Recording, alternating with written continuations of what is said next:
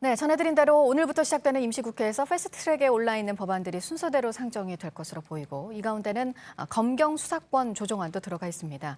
이렇게 국회 처리가 다가오면서 검찰과 경찰이 국회 여론전으로 또 한 번 신경전을 벌이고 있는데요. 각자 의견서를 국회에 냈습니다. 박병현 기자입니다. 검찰이 수사권 재조정 관련해 국회에 낸 최종 의견서입니다. 검찰은 수사 지휘가 없어진다 해도 경찰에 대한 사법 통제가 필요하다는 입장입니다. 대형 재난사건, 선거사건 등의 수사 공백이 예상된다는 이유입니다. 핵심 중 하나는 수사 종결권입니다.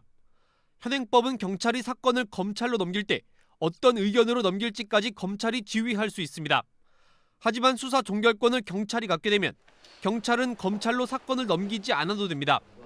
경찰 단계에서 기소하지 않겠다고 판단하면 검찰에 그 이유와 사건 기록만 보내면 되는 겁니다.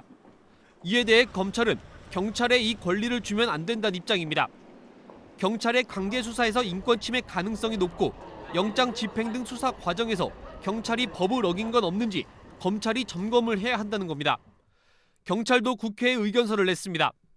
경찰은 수사 종결권이 경찰에 있어도 충분한 통제가 가능하다고 맞섰습니다.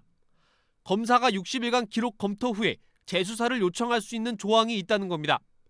또 검사가 여전히 영장 청구권을 갖고 있기 때문에 통제 장치가 충분하다고 반박했습니다. 오히려 경찰은 검사가 재판에 넘길지 안 넘길지에 대한 통제 장치가 없다고 지적했습니다. 경찰은 총평에서 특권의식과 조직 이기주의가 검찰 개혁을 향한 국민의 열망을 좌절시켜서는 안 된다고 꼬집었습니다. JTBC 박병현입니다.